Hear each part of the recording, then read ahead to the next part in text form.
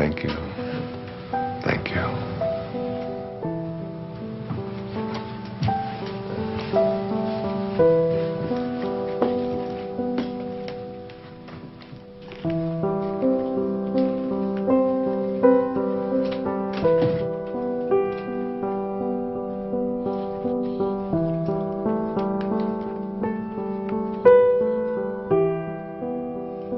Thoroughly unprepared, we take the step into the afternoon of life. Worse still, we take this step with the false presupposition that our truths and our ideals will serve us as hitherto. But we cannot live the afternoon of life according to the program of life's morning. For what was great in the morning will be little at evening. And what in the morning was true, at evening will have become a lie.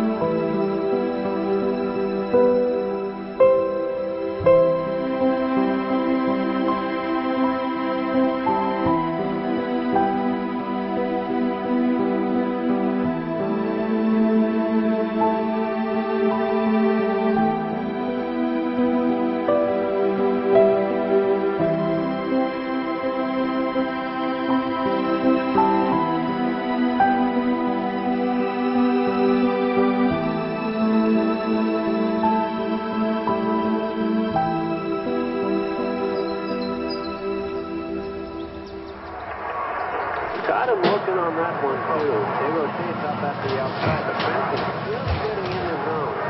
Oh, hey. Hey. Thanks, honey. Oh, hey, can I get some cream? Sure. Sorry. Cheers, though. Thanks. Okay, we're all packed. I got the snacks, got Jason's prescription, boarded the dog, car payment, called the neighbors. Hey, Jack. Jack? Jack, I need you to turn off the video game and come downstairs and have breakfast. We're going to leave in a little bit. Let me just finish this level. Okay, fine, but then we're unplugged all weekend, got it? I don't even know what that means, unplugged. It's a very sad commentary on our life. Hey, sweetie. Time to get up, sweetheart. Is it tomorrow? It is tomorrow. It is, and we're going to go on vacation, and we're going to have so much fun, but we got to miss the traffic, so let's get going. Gotta get up, monkey. Okay, off you go.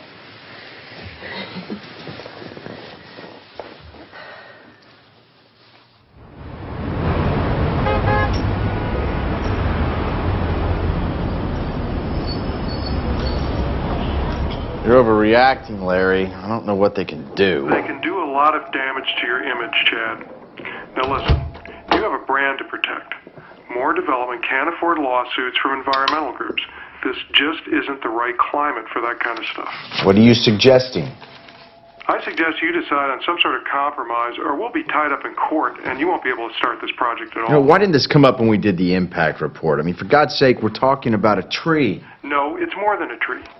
Chad, your pre-sales are already dropping, and now you're giving off the appearance of being insensitive. I am insensitive.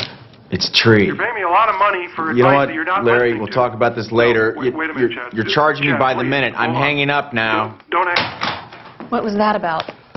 I'm 80% done with this subdivision.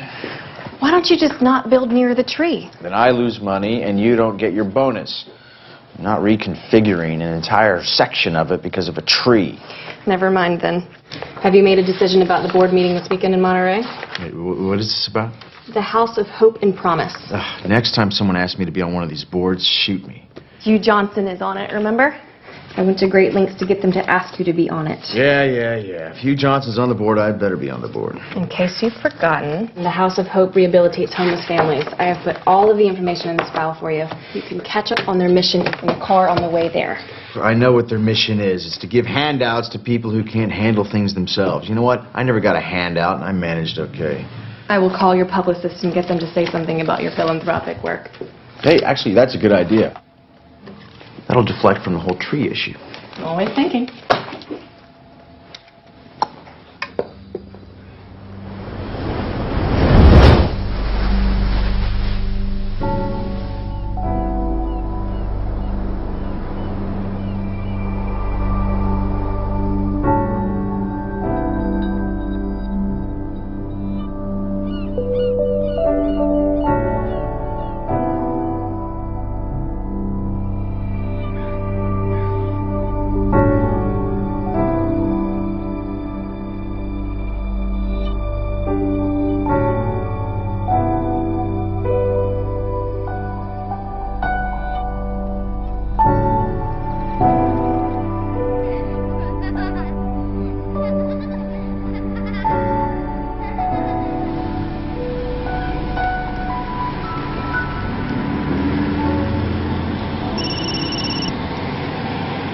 And I need to find where the director's cottage is, so.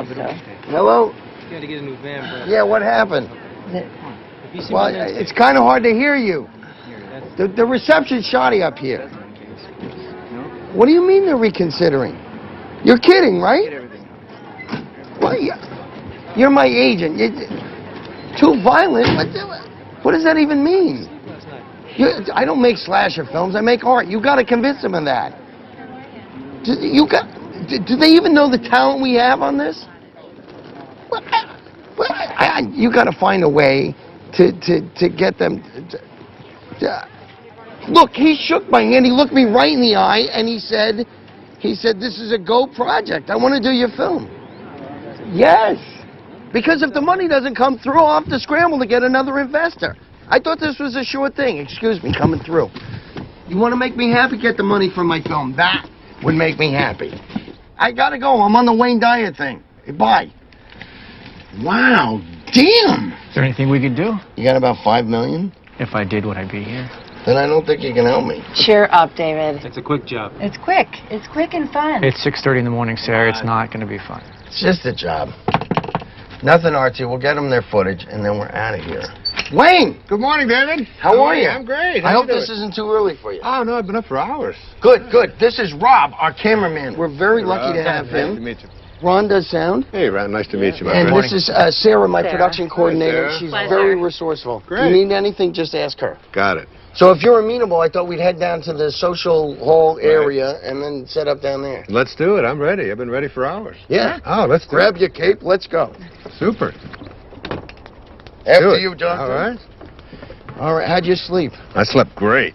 Oh, is there I'm anything? excited about this. Is there any expectation I should know about? I have no expectations. I'm totally in your hands. Whatever you want to do, I feel Okay. sorry for you, Dr. Dyer. You're sorry you said that. I'm just going to blot you a little bit there. You got a little shine. Okay. You can't go wrong at this place. Isn't that beautiful? It is gorgeous here. I'm sort of allergic to nature myself. Oh, I just love it. I'm so thrilled to be here. He looks good. He went less trees, more trees. How's that looking? Sure, that's fine. Do you know anything about the history of this place? Have you looked into it? Not really. We just go where they send us, you know. The guy who runs this is a fascinating guy. He was telling me about the history of it. Now, I can't hear him. Really a magical place. It's Can you say that again? I'm sorry. It's a magical place. I got him. Back in 1913, Julia Morgan, she was an architect, Oh, right. and she designed this entire place. They set it up as a conference center for the Western Division of the YWCA, and they would hold all of their meetings here. And the name of the place, it's called a Silomar. You know, who knows what a Silomar is? And I was asking him, he said, well, a silo or a silio means refuge, and mar means sea. If we're good, we can start. That's interesting. Hear that, David? I heard it, yeah. This is a refuge by the sea, and it's just stunning. It's just so beautiful. I'm so That's excited great. to be here. Wayne, just so you know, tomorrow and the next day we'll just ask you questions and you go ahead and answer, and then we'll move locations and do more of the same. And I'll also be shooting some B-roll over the next couple of days. Why to get B-roll? B-roll, like walk The and bees, talk you and shooting the exercise. bees that are Yeah. Listen, it's your vision. I'm open to anything. Whatever you see, I'm happy to go along with it. Well, I'm more of a technician on this one. Really? Well, you know what? You might find yourself learning something. Maybe. Well, I'm open to it. Great. Let's go ahead and roll camera. We're speeding. Sounds good. All right, Sarah, would you be kind enough to slate it? I would love to. You're going to slate me? I'm going to slate you. All right. Dr. Dyer, interview 1.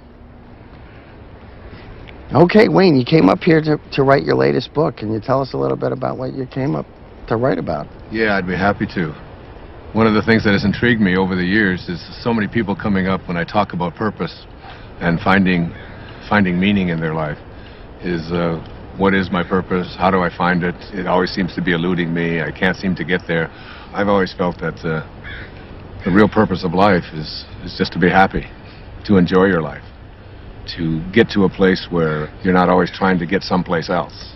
So many people spend their lives striving, trying to be someplace that they're not. They never get to arrive. One of the ways to understand about how to find your purpose in your life is to return to nature, to find your own nature. I wrote a book a few years back called Change Your Thoughts, Change Your Life, which was based upon the ancient teachings of Lao Tzu in a book called the Tao Te Ching. Lao Tzu reminds us that all being originates in non-being. Jesus put it this way in the New Testament, it's the spirit that gives life. That you didn't really come from your parents.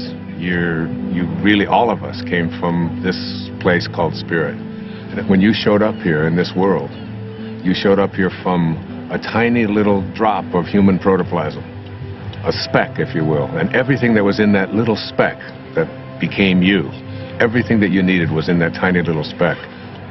One of the most important metaphors that I ever use is that the first 9 months of your life, from the moment of your conception until the moment of your birth, everything was being handled for you. There was nothing for you to do. You don't get consumed with the color your eyes are going to be or what your body is going to look like. It's all taken care of for you. You just surrender. I call it a future pull. And it's pulling you in the direction of whatever it is that you were supposed to be. And to me, it's not too great a stretch to say if everything you needed for the physical journey was already handled in there, then why not everything for the rest of the journey as well? All of your purpose, it's in there. All of what your personality, it's in there. Everything that you were to be, not just the physical you, but everything, if you just let go and allow. And so we're born. And we look at this beautiful little creature. As parents, I have 8 children. I've seen it happen many times. And you look at this beautiful little child and you look at it and you say, great work, God. Great work. Couldn't be any better. We'll take over from here.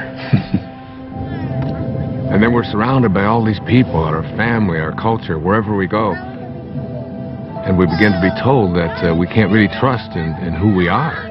Stop it, no, give that to me. We have to trust in something outside of ourselves. And we're on a journey towards ambition. Once you begin to say, we'll take over from here, you introduce something, you just take this perfection and you just edge out the Creator. You edge God out. E-G-O. Ego.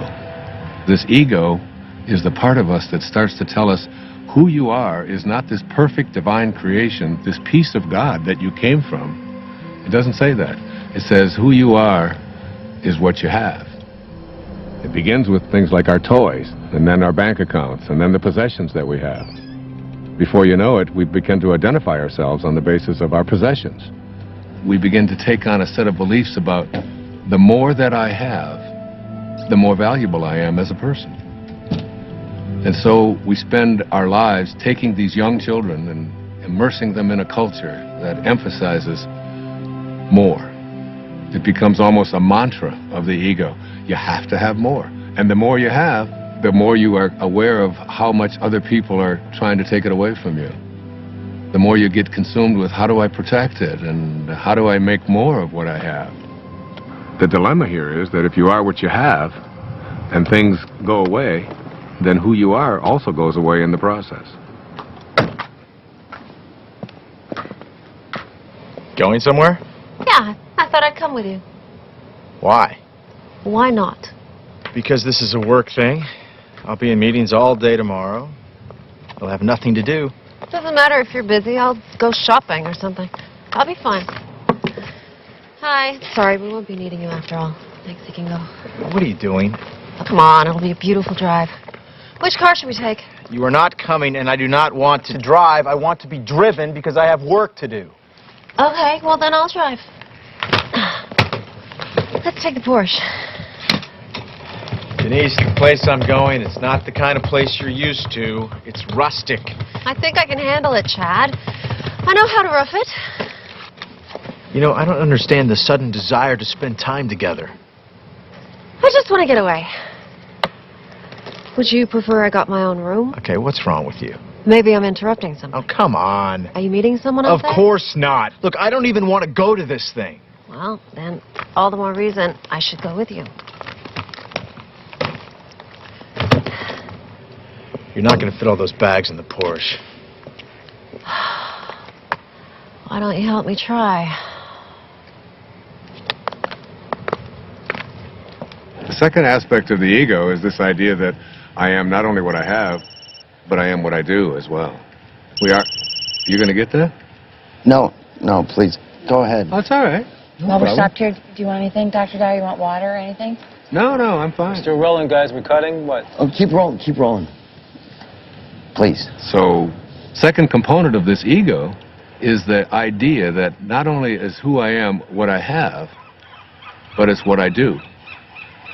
And what I do becomes this thing called achievement. And in this whole world of believing that I am what I do, we become consumed with this whole idea of my success, my value, my worth as a human being is based upon how much I accomplish. So I have to make more money, I have to get a promotion, I have to compete with everybody else who's trying to get what I have. We are taught this over and over and over again. All of our young people are taught this when they go out into athletics. The most important thing you can do is be number one, and you say, we're number one, we're better than everybody else. And we constantly find ourselves in this competitive notion again of believing that our world is one in which we have to compete. That's what the ego says. Now, the third aspect of this is the idea that I am what other people think of me. That is, I am my reputation. Particularly, this is relevant for young people who are taught that you have to dress the way other people think, and if other people don't like you, then there's something wrong with you. If you're consumed with that, then you're going to be something different every time you turn around. Now, this is particularly relevant with women, and especially in relationship to the family. Women are often taught in our culture and our society that the only way that you can fulfill yourself is by how you relate to your family, to yourself as a daughter, to yourself as a mother, to yourself as a grandmother. And while these are very important and creative aspects of every woman's life, if that's the choice that they make, it's not necessarily the only thing. And many women feel that deep within them that they have a calling to accomplish something great, to make a contribution. And oftentimes we'll put it aside. So what I encourage women to think is, don't ignore that calling inside of you. Don't ignore the part of you that says you came here to create something powerful, and you have just as much of an influence in doing that, just as much of a right to do that as anyone else does. Sure, I saw that one too. I wonder if I can get the whole collection on DVD. I think that might be a possibility. You know what my favorite episode is? I don't. Kick the Can. Now that is a good one. You know, when all the old people become young again. Yes, heartbreaking, isn't it? You know, the other episode I like is the one where... You know what, I'd like to check in. I'm sorry. Are you with the wedding? No. There's a wedding? People actually get married here? Yeah, all the time. I'm not criticizing it. I think it's charming. Chad Moore. More development? Yes? Ethan Lipton. I used to work for your company a few years ago. Oh, right, yeah. Yeah, in accounting. Yeah, sure. Darling, we'll talk later, okay? Okay, good. Oh, be sure to tell the guys to show up on time tomorrow night at the rehearsal dinner. This whole weekend is going to be a continuous celebration of love. Well, I do like love. Well, that's why I'm in this business. Bye. Are you getting married? No, I'm with the band. Oh, well, have a fun weekend of love. You guys too. Do you remember that guy? Not at all. Hi there. Hey, see, I'm checking in. The house of something? Promise and Hope. Promise it. Chad Moore, I'm on the board. Welcome to Asilomar, Mr. Moore. We have you in North or Longviews. If you go out the door and to your left... My wife has joined me unexpectedly, so could we get one of the larger rooms? You don't have to tell him that. Well, they weren't expecting you. You were unexpected. One of the nicer rooms would be wonderful. Thank you. I'm not used to camping. Camping. That's funny, Denise. Let me see what I can do for you. There's so much stuff we can do. Oh, that'd be cool. Where are the kids? Huh? Oh, Ethan. Whoa. Jack, Ethan, come over here. Come on. Come on.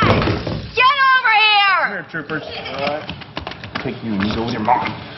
Stand on my toes. Yeah, and also something away from all the noise would be nice. I do have a room on the first floor in the lodge building. Yeah, No, something higher. Of course, Mr. Moore. Do you have a room on the second floor? Higher than that, please. I'm afraid that's about as high as we go here. You're kidding. What a waste of real estate. I think you'll like this room. It has a balcony. All right. If you say so. Give me a second. Give that to your mother. Give that to your mother. You heard her. Hand it over. I said we were going to be unplugged this whole weekend. Do you guys just want to go home? No, we're not going to go home. It's no fun. Come here. Stand with me. Here, jump on my feet. Jump on my feet. I'll lift you. There's no way we can have all these meetings with these kids running around and screaming. Have a great stay. Look, I don't need to be having this conversation right now. I don't have time for this. I can't deal with this right now. We move into then the later parts of the ego, which talks about something called separation. And the ego has a very strong belief system that who I am is separate from everybody else. And then another component of the ego teaches us that I'm also separate from everything that's missing in my life, from all the things that I'd like to have. And then finally, the ego teaches us the most egregious error of all. It teaches us that we are separate from God. And one of the simple constructs that you learn in the afternoon of your life when you shift into the meaning phase of your life is to realize that you came from a source. We can call it God, we can call it Tao, it doesn't matter what we call it. And that this source is everywhere. There's no place that it is not. It must be because it creates everything. Everything comes from this source. Then it must be in me. If there's no place that it's not, it must be in me. And if it must be in me, it must also be in whatever it is that I feel to be missing from my life. If you know that, then in some way, everything that's missing from your life that you would like to have, you're already connected to it in spirit. And all you have to do is figure out a way to align yourself with that and have a knowing that you're already connected to it. You just have to bring it on its way. And the way that you think and process. What was that out loud? Yeah, you just said that out loud. Sorry. That's okay. Sorry, it is sorry. intense. There's no question about it. It's very intense. Please continue. Okay. I was saying that as we move into the afternoon of our life, we take the same ego constructs that we learned in the morning of our life, which is all about competition, winning, being better than everybody else, and we try to apply these same constructs to the afternoon of our life. And what happens is we end up living a lie. For what was true in the morning, in the evening, has become a lie. The problem is we don't really know how to move into the meaning phase of our life.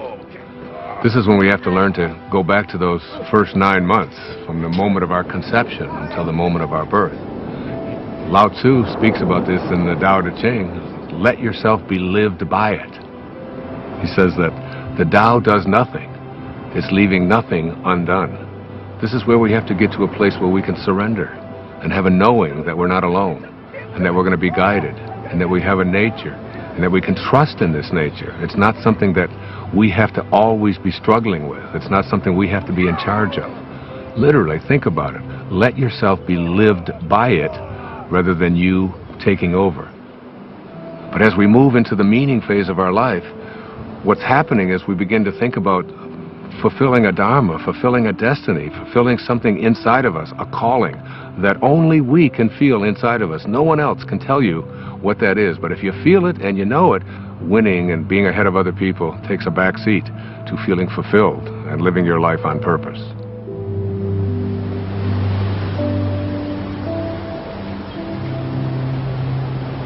I'm coming to get you. No, Ethan! Don't throw sand. Look it up.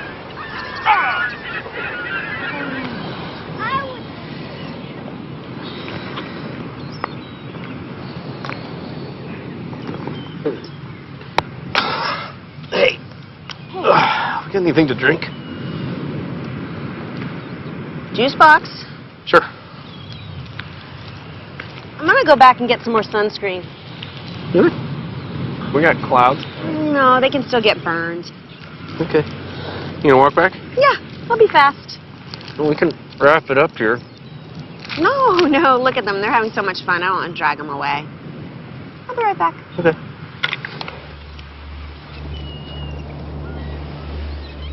You got some great stuff. Well, I think it was a good start. I think it really was. I think you're going to see this thing come together in some unexpected ways. You're going to be surprised. You really are. Directors don't like surprises. Well, you're in for some. Great. I'll see you in the morning. I look forward to it. Thanks for everything. It was great. Thank you. Thank you, guys. Thanks for everything. Yeah. Thank you. You're welcome. got See you your later. knife? Yep. Okay. See you tomorrow. Thank you.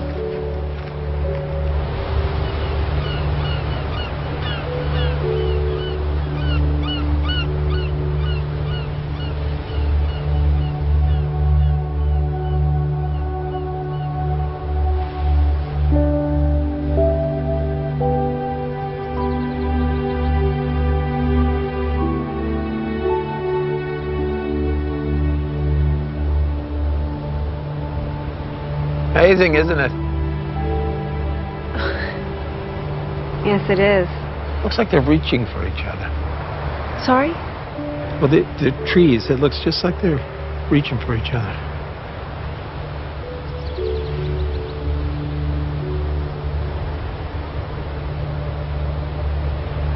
Yeah, you're right, it does.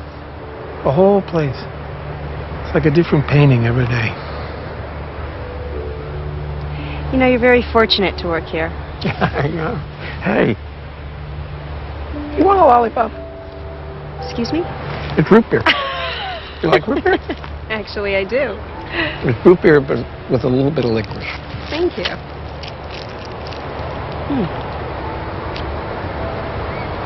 I like it.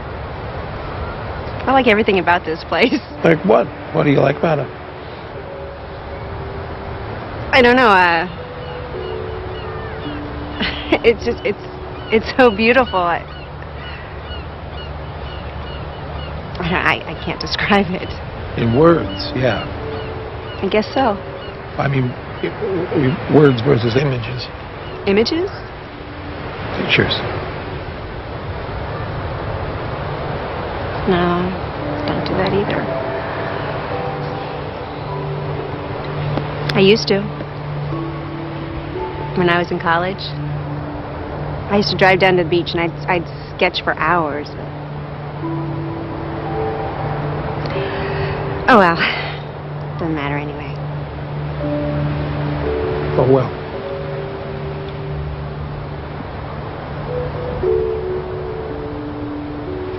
Hey, Mom. Where you been? What? We got cold. You eating a lollipop? I am. You got any candy for the kids? No, I'm sorry. Oh, that's all right. Let's go back. Come on, buddy. Let's go. Yeah. All right. It's okay. Here. You want a lollipop? I don't get it, to be honest with you. That really doesn't surprise any of us, David. Seriously, if I didn't have ambition, nothing would get done. Is that supposed to be a comment about us? Have a napkin, please. You know what I mean. Like we're supposed to sit around and wait for things to happen to us magically. There's nothing wrong with a little magic in life. I can't trust magic. What I can trust is my own will to get things done. That's my main problem with what Dr. Dyer's saying. Okay, he's right there. You want to keep it down? He didn't hear me. Dr. Dyer, you want to come hi. join us? Sure, I'd love to. How you guys doing? Great. Good. Chicken's great. Good. So, Dr. Dyer. Yes. We were all just discussing Right. the first interview and all those things you said. And basically, David thinks that it's all BS. What? David? Yes, really? I don't think all of it is. I mean, I'm entitled to my own opinion, right? Absolutely, you are entitled to your opinion, and I respect it. And you know, David, you don't have to get this all at once. You know, just get a little bit at a time. That's all it takes. You know, you just start practicing it. Eventually, it becomes a way of life, and you start living from a different perspective. I'm not really a spiritual person. I'm too busy. Yeah, spirituality is kind of like a luxury. That is true. I find it hard to find time to meditate. Let me ask you this. Do you think that you're an inspired person? Do you live an inspired life? Do you feel inspired?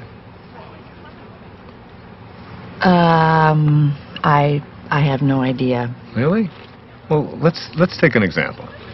Let's supposing I had an apple pie that we had just made, and out of this apple pie we take one slice. We take the rest of the pie, put it over here, and I take this slice and I give it to someone. Let's say I gave it to you, Ron, and I say, Ron, what is this? That's an apple pie. How do you know that? How do you know it's an apple pie? Because it came from an apple pie. So, well, you laugh, but I mean, the truth is that's a very profound statement that you just made, that everything in the universe must be like what it came from. You take an acorn and you'll never get a rose bush out of it. You look at yourself and you ask yourself the question, where did I come from? Who am I and what am I like? You know, instead of making our choices out of the place that we really are, our authentic self, we're making them out of the ego. And every time we make choices out of the ego, all kinds of things begin to happen to us that take us away from finding meaning in our lives. How do you know if you're making a choice from your higher self? You gauge everything on the basis of how you feel. Are you stressed out? Are you anxious? Are you fearful? Are you angry? Do you feel good about yourself? Do you feel like you're on purpose? Do you feel like your life has any meaning? When you're operating out of the only part of yourself that is authentic, bliss is your response. But what about the upside of ambition? I mean, I'm a filmmaker, and if I didn't, doesn't ego serve me? I mean, if I was going with the flow, I'd never get a movie made. That's a conclusion that you've come to because you think out of the ego. You know, the fact is that you might even be able to make much greater films if you came out of a higher place. Imagine yourself as being able to live and work and do everything that you do from this place that, well, it's called Dharma. What's Dharma? Dharma is a spiritual principle that implies there is a purpose to our lives. Like an otter has a dharma, a bird has a dharma. Everything has a purpose. And when you find yourself living from that purpose, you have found your dharma. Your dharma is something that you will be living by. And rather than constantly using the ego, you will begin to say, this is what I'm here for. It's like, I call it a calling. It's like an inner calling. How do you know what your dharma is? Like, what if you can't even find your dharma? Yeah, I can't even find a date, let alone my dharma. Well, your dharma isn't anything you're ever going to find. Your dharma is something that you're always connected to. It is your divine purpose. It is something that you are aligned with throughout your entire life. The ego has kept us away from it. Excuse me, I have to take this. This is what I'm talking about. I'm sorry to interrupt. How does this help me find a date exactly? You don't need to find a date. If you live what I'm talking about, you'll understand that everything will be perfect and everyone that comes into your life will come in on time perfectly. You're a divine creation of God. You're a spiritual being. You don't need anyone else to confirm that. I love that. It's true. Dr. Dyer said it was. It is true.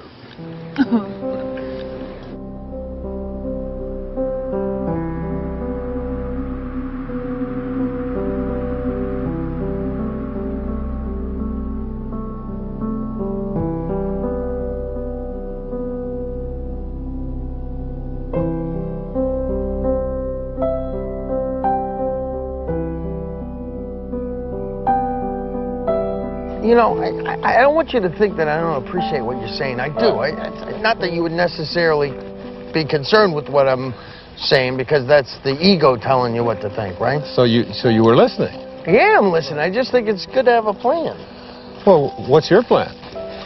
To be a successful filmmaker, to make a name for myself, to make money, to have a good relationship.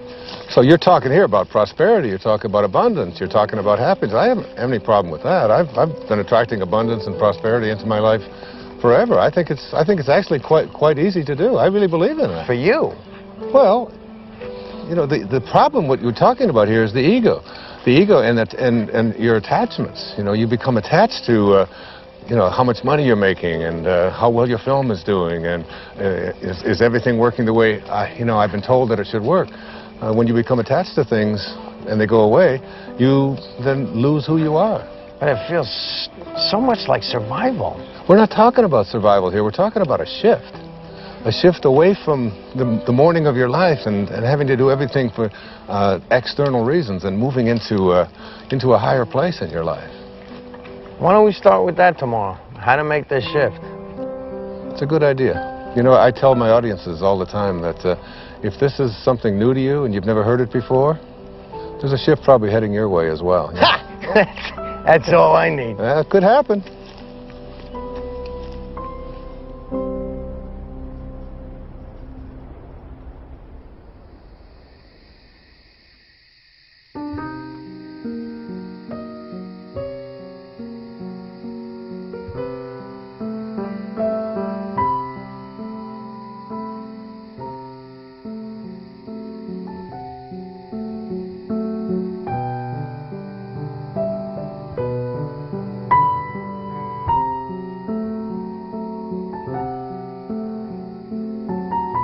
When great thinkers talk about union with God, there's this theme that comes through. It's about being in silence. When everyone else is asleep and there are no distractions, when you feel yourself alone with Source. This is the time when you are closest to Source. Being alone with Source is not just about feeling good, it's about a new awareness of my own divinity and what it's capable of achieving. It's all about returning back to the place that you came from. T.S. Eliot has a great quote, "We shall not cease from exploration. And the end of all our exploring will be to arrive where we started and know the place for the first time." I got a cut.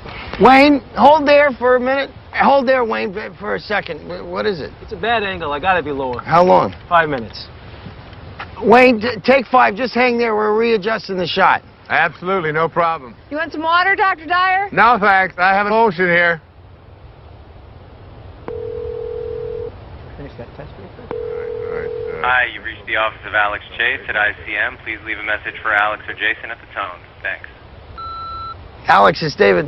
Call me back when you get this. I'm getting a little antsy. I think we should have heard by now. What did the executive say? Do you know anything? And why haven't I had a meeting yet? See the difference? Yeah, call me back. I'd appreciate it. Ooh. Wayne Dyer interviews day 2. Rolling. Okay, we'll start with the transition from ambition to meaning. Great. It's a good idea. I can give you an example from my own life. It might be helpful. When I first started writing, I was very blessed to be considered, quote, successful. My motivation very often became how much money was I going to make on this book? What was my next contract going to look like? How many weeks did it appear on the New York Times bestseller list? What position was it? Did you get on the Tonight Show? Did you get on the Donahue Show? Hold on, I'm confused. Yeah? Yeah, if you were a success, who cares what was motivating you? Well, I guess you begin to change your definition of what it is that constitutes success. I mean, success can be identified in those terms, and there are other ways to look at it as well. But there's people listening to you. I mean, where would you be if you didn't initiate it? I mean, it got you started, right? I'm sorry to interrupt. Are we switching to a Q&A format? I'm just curious. Sorry. No, that's okay. It's a very normal question. It's a very common concern that people have. For myself, we talked about my writing, David, and yes, by all means it was successful, but there was a part of me, inside of me, that said, there's something more for me. I was writing books about psychology, your erroneous zones, pulling your own strings, the sky's the limit. All of them were doing well. All of them were bestsellers. It was all. But inside of me, I was shifting. There was a calling to something else, and I could see the shift taking place in my life.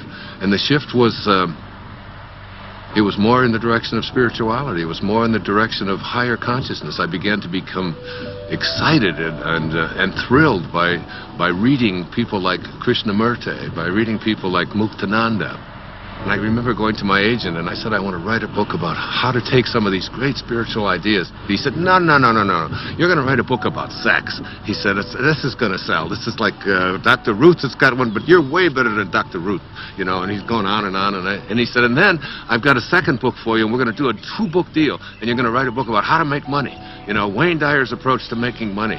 And I'd say, Artie, I said, I can't do that. I said, I have to write about it. He said, no, nobody's going to buy this stuff. He said, that's the airy-fairy stuff. That's out there. That's all that new agey stuff. He said, you don't want to. I said, but I have to write that. That's what I'm living. That's what I'm feeling. It's so exciting. And I remember submitting the proposal to him, and he said, all right, I'll send it in. And they reluctantly, they didn't give me much of an advance at all because they didn't even believe in it. But off I went. There was a strong inner kind of feeling that I had something greater to give. I had something that I had to do that was beyond just going through the motions, just doing what I had already mastered, what I knew how to do. I remember when I made the shift, even though there was a little bit of fear, I remember feeling probably the freest that I'd felt ever in my life. I wasn't motivated by whether people are going to buy it, how much money I'm going to make, whether people are going to put me on a bestseller list. Those became external kind of factors. Those became things that started to chase me rather than me chasing it. Basically, I think, David, what I'm trying to say to you is that you get to a place in your life where you start to be guided by something that's larger than yourself. Just stay aligned with what you're here for, and stay in harmony with Spirit, with God, with Source. Stay there. And as you stay there, the meaning phase of your life begins to take over. And once you cross over into the afternoon of your life, it's impossible to go back. Wait, Monday? You can't keep telling me Monday. If it was coming through, it would come through like 5 Mondays ago. Well, we can take a pause here for a second. You are not telling me this right now. What do you mean? They're replacing me?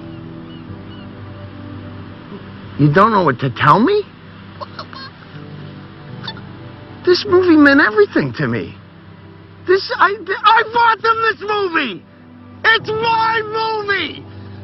This movie meant everything to me! Damn it! Okay, this would be a great place to break.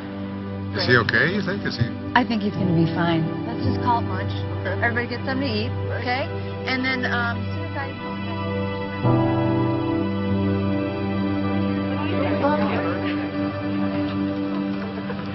Lunch is 1/2 hour. If anybody is interested in the Marin County project, Hey, you up for a late game of golf? Oh, absolutely. Okay, I'll reserve it. Thanks. You know how long this meeting's going to last after lunch? I don't really know. I think they're saving some of the big items until the end. Like what? Well, they're $1 million down in the San Francisco project. The contractor underbid, now they're over budget. You know what? Listen, you can catch me up on all that stuff this afternoon when we play golf.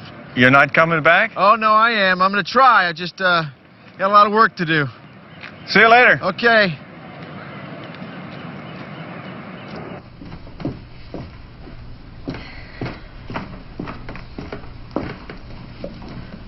Good book? Not bad. I'm sort of a slow reader, but it's being patient with me. You said you worked for my husband?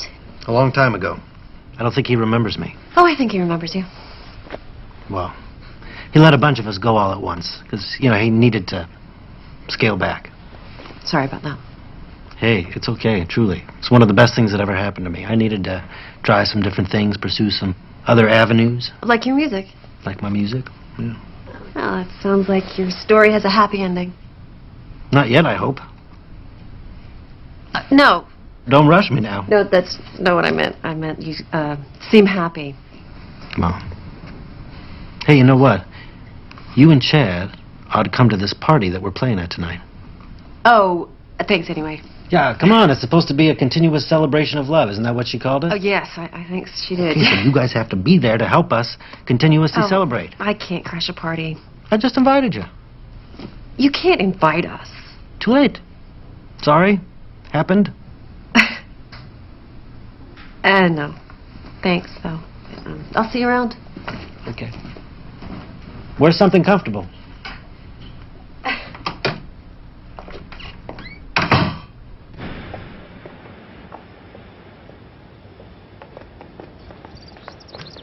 Denise. Denise. Hey, slow down. Stop! Oh, hi. Why didn't you stop? I didn't see you there. Where are you going? I was going into town. I thought you were in meetings all day. I was. But, I'm bored. Yeah, well, if Hugh Johnson can do it, you can do it. No, I'm not cut out for this non-profit thing. So. Oh, Chad, you just gotta fake it. No, I'm coming with you. What? I said I'm coming into town with you. Honey, I love you, but I don't enjoy shopping with you. I need some me time. I thought we were supposed to spend time together. right? Look, Denise, I'm not kidding. I cannot take another meeting. I'm coming with you. Whatever.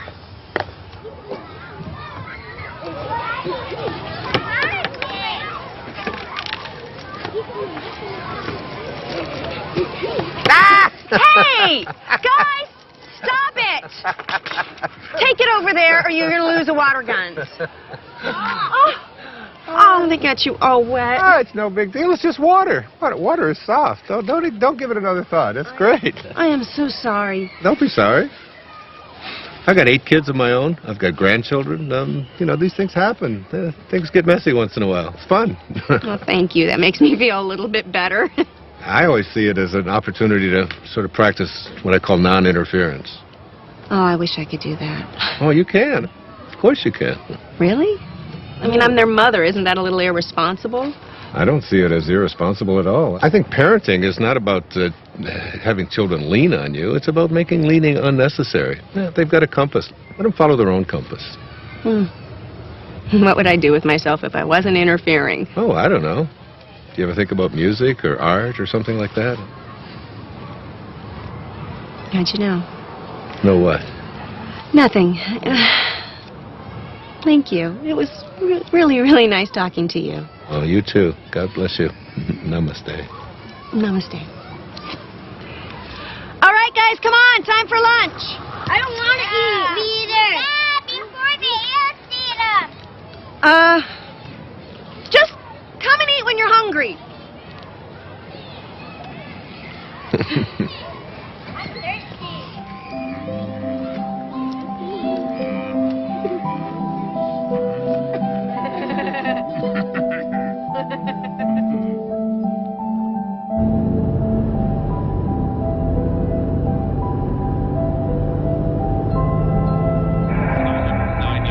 Touchdowns and only 5 interceptions.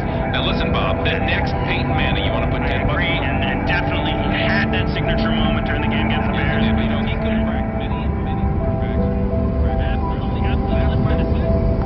On Tuesday, 5.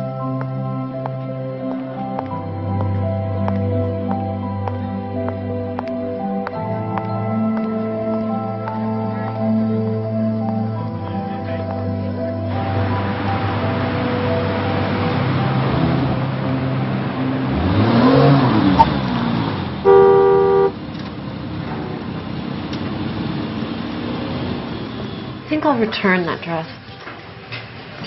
One you just bought? The red one. I waited 45 minutes for you to decide if you were going to buy that. I don't think I like it. Then why'd you buy it? Actually, I think I already have it. It took you an hour to buy a dress that you already have. This is exactly why you shouldn't come shopping with me. Oh, I've got an idea. How about if we just not talk to each other at all?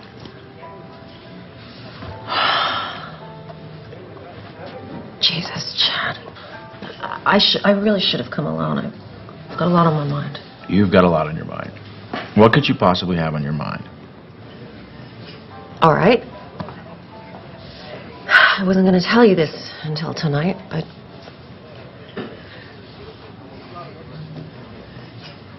What? This weekend is a write-off for you, right? Because you're on the board of that charity. Right. You're about to have another write-off. What's that supposed to mean? Ugh, God, I'm trying to put this in a way you can relate to.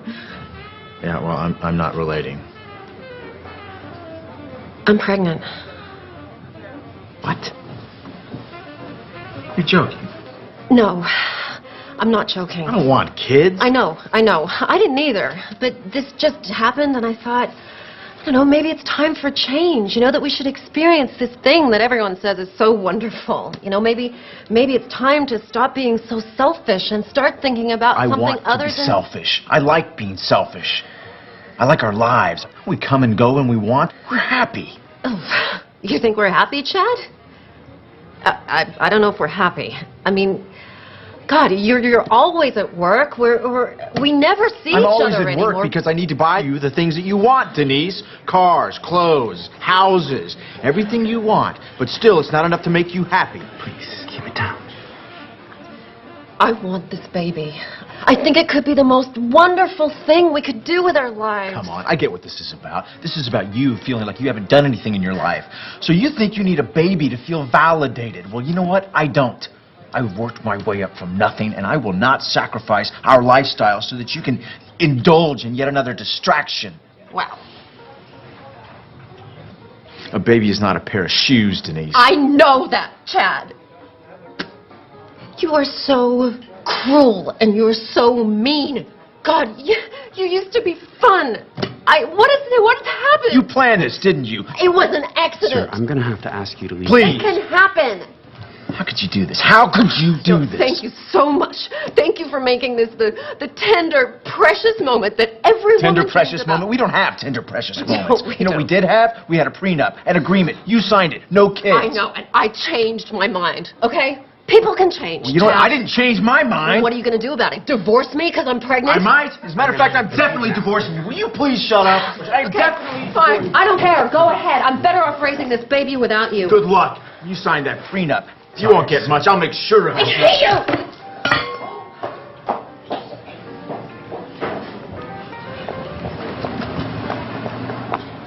Sir, I'm fine. I still need I'm you. fine.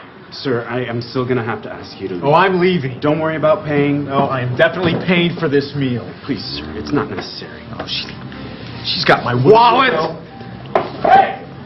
You took my wallet, you kleptomaniac! You left it in the room, you moron! I'm calling my lawyer. I'm calling my lawyer right Oh, now. really? How are you going to do that without your precious phone? Hey, come back! Come back!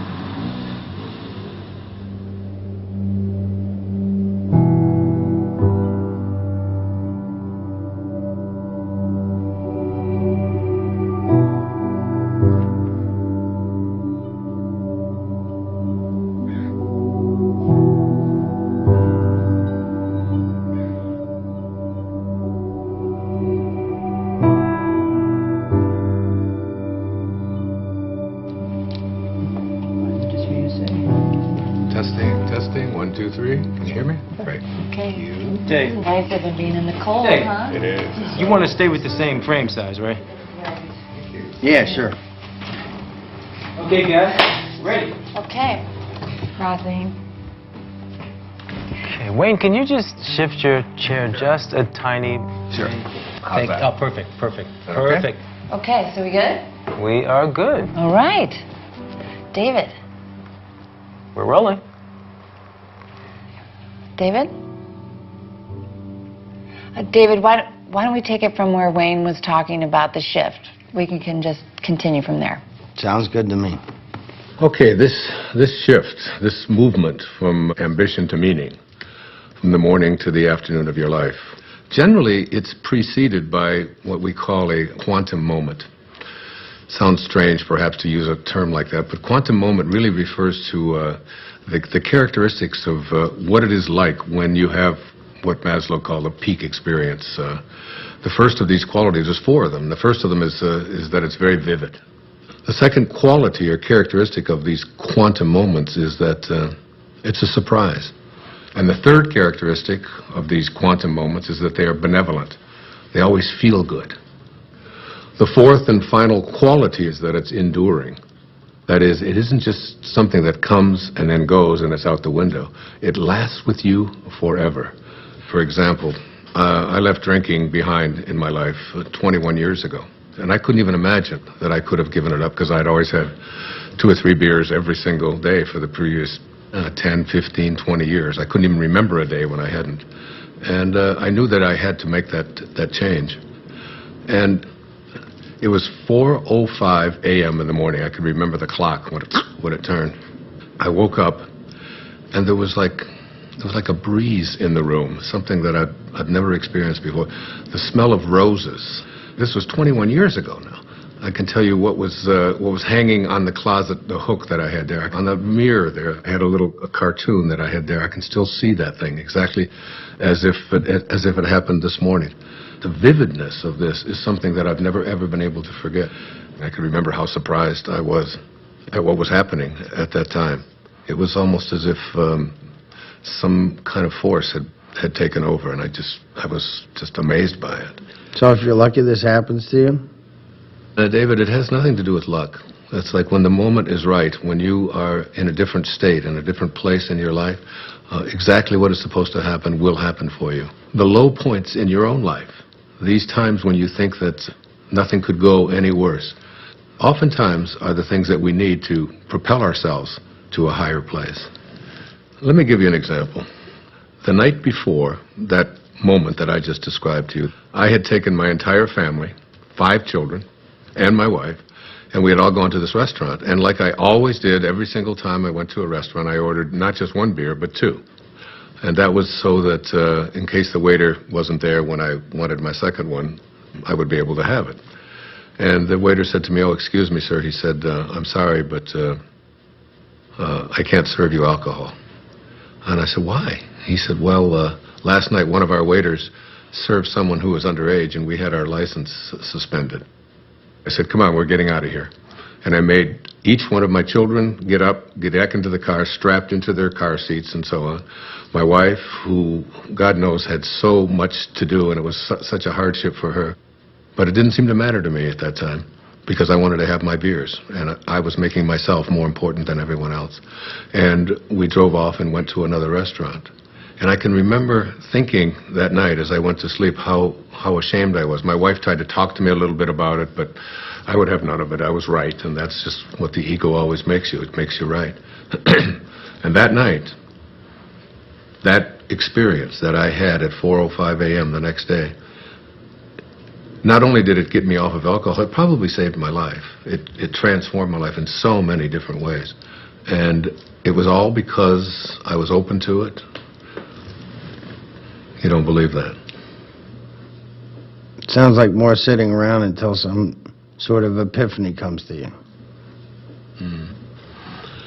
It's not about waiting around. You know, in the Tao, one of the great lessons that I learned is that it teaches us how to be soft, how to be flexible, how to not be always in control. One of the great teachings of the Tao says that let yourself be lived by it. But you didn't do anything. That's the whole point. That's the place you want to get to, where you just allow. In the recovery movement, it's called letting go and letting God. Allowing this source that is always flowing through each and every one of us to do and perform its magic. And that magic will always work in our best interest if we just surrender to it. If you could just stop interfering in your own life and just let yourself be done. If you can get to that place, nothing will be left undone. Everything that you need will be there for you.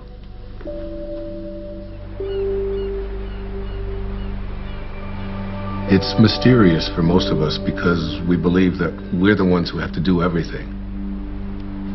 Isn't it interesting that you had everything you needed in the first 9 months? Why isn't that true for the next 90 years? Because we interfere. When I was 19 years old, I was in the United States Navy and as an enlisted man. And I was given my assignment to join the aircraft carrier, the USS Ranger. And it was on deployment in Yokosuka, Japan. So I boarded a refrigerator ship, the USS Vega, in Alameda, California. And just as I was getting on that ship to take my 29-day voyage across the Pacific Ocean, my Uncle Bill Volek, who was a school teacher in Hayward, California, handed me a copy of a book. And the book was a collection of short stories written by Leo Tolstoy. He wrote not just great novels and great stories, but great spiritual literature as well. He was considered to be the soul of Russia. And the first story in this collection was called The Death of Ivan Ilyich. Now, Ivan Ilyich was a judge who lived in Moscow. One of the more important features of this story is his relationship to his wife, who he basically hated because he despised his work. And he felt that she had pressured him and pushed him into doing this, that it was a prestigious thing to do. And he was filled with internal rage and anger at what he had done. The title of the story kind of gives it away, The Death of Ivan Ilyich. You know he's going to die. Now, Ivan Ilyich was lying on his deathbed, and his wife is holding his hand, this woman that basically he despised for all of his life. And he looks up into her eyes, and his last words are, "What if my whole life has been wrong? and he died. I was very shaken and very moved by that. And I took out a pad of paper and I wrote a note to myself. And I said, "Dear Wayne, don't die with your music still in you." And I've lived that for my entire life. When you die, you will return to that source, and you will be in that space of love. But the Tao says that you don't have to die to get there. You can die to the ego and live from that space of perfect love while you're here. That vivid, surprising, benevolent, enduring quality that defines the quantum moment that leads us into the shift is really an indication that you're returning back to the source. You're beginning to live from the Tao. It's reconnecting with the field of intention. In Greek, the word enthusiasm breaks down to entheos-iasm, which means the God within. When you have passion, when you have enthusiasm for something inside of you, that's really God speaking to you and saying to you, don't get to the end of your life and have to be able to say what Ivan Illich said, what if my whole life has been wrong? I can't think of a greater tragedy than that.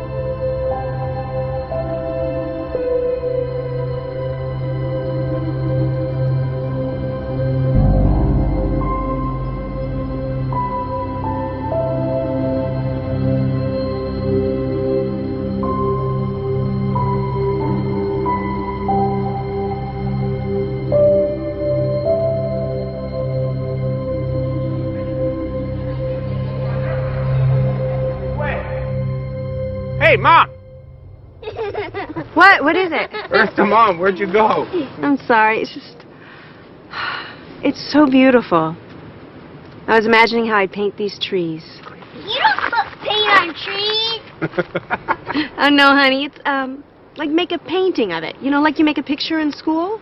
Mom, you're not a painter. I haven't seen you paint anything. All right. Next one to that rock up there. Wait, go! Go! Let's go get him. Let's go get him. Go, wait, come on! What did he do? I'm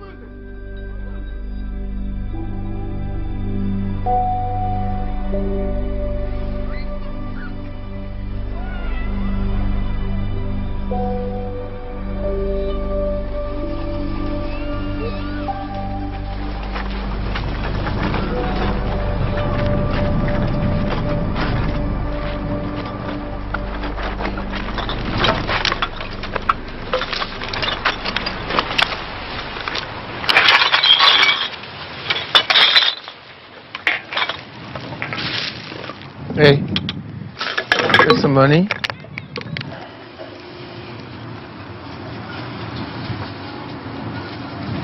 God bless you. What? I said, God bless you. Why would you say that? I didn't even give you any money. You got any money? Not at the moment. But you? Need to call a cab. Hey, here you go. It should help you. Thanks. Wouldn't happen to have a cell phone in there, would you? I don't need one.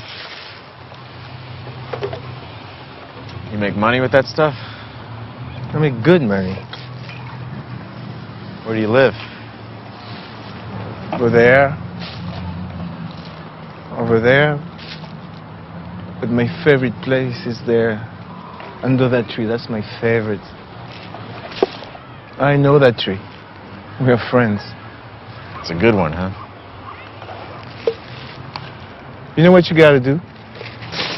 You get some of these bottles, and you can make some money. There's a machine down there. You put the bottles in, and you make some money. Thanks. Maybe I can save up for a cell phone.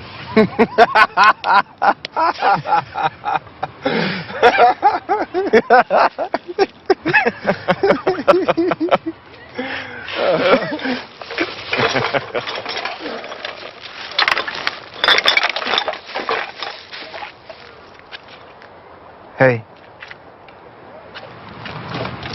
Do you have some money?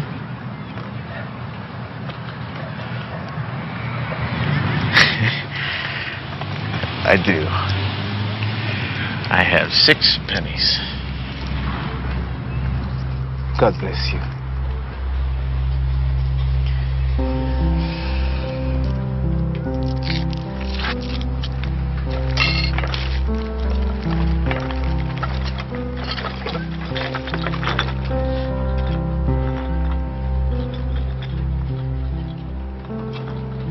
Synchronicities. It's like a collaboration with fate.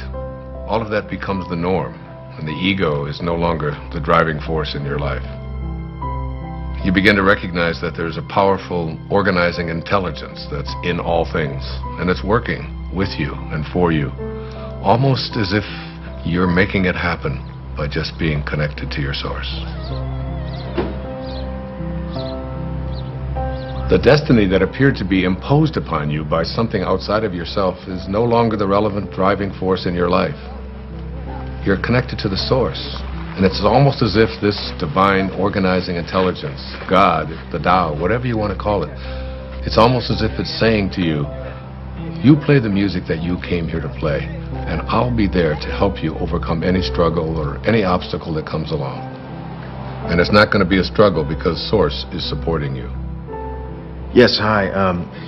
Could I get a cab, please, to Monterey Motors? Yes. Thank you. Thank you very much. Bye.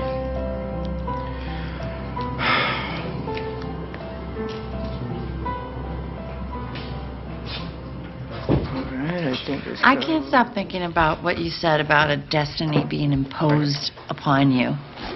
Well, you know, I think all of us, each and every one of us, have a knowing within us. You know, it's been said that when you trust in yourself, you're trusting in the very wisdom that created you. It's there to tell us who we are and what we're meant to be. I know, but so much of Hey. society is putting stuff You wanna get a on drink? people. It seems No, like all the I'm good. time. Dr. Dyer, can I ask you a question? Sure. Are men and women different when it comes to this? Do they shift differently? It's very different, as a matter of fact. There's some recent studies that have just been published on that. I'd be happy to share them with you if you like. That would be great. Okay, super. All right, I'm taking off. Okay, man, I'll catch up with you. So there was this incredible study done. It's I've got it right here. It's called The Moment That Turns Your Values Upside Down. And there's 4 components to it. There's men and women before and after.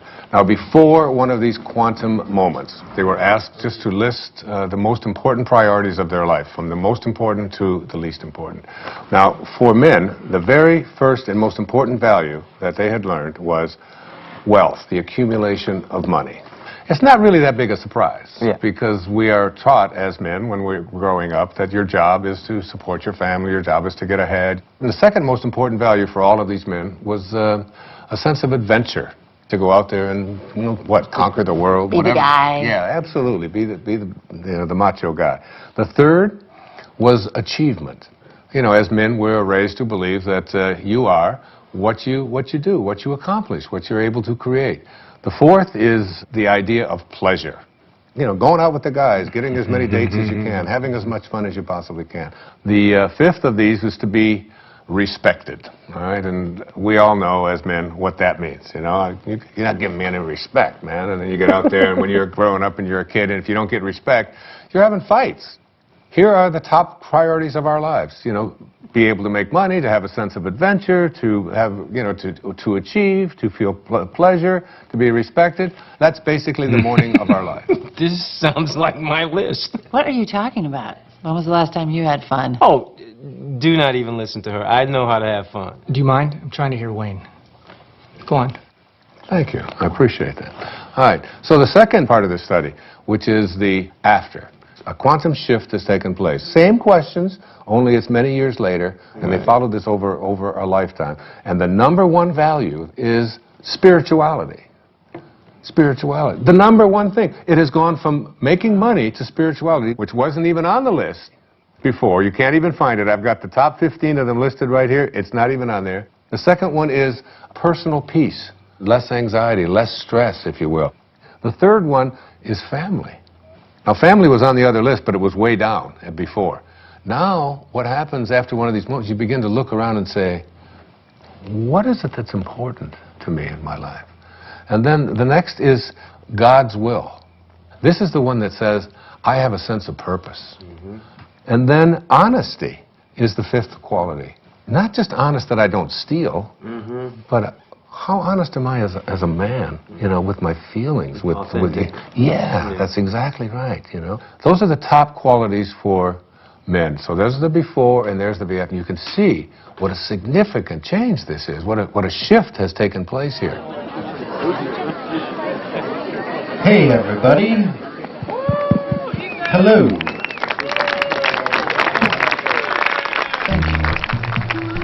We are very glad to be here tonight.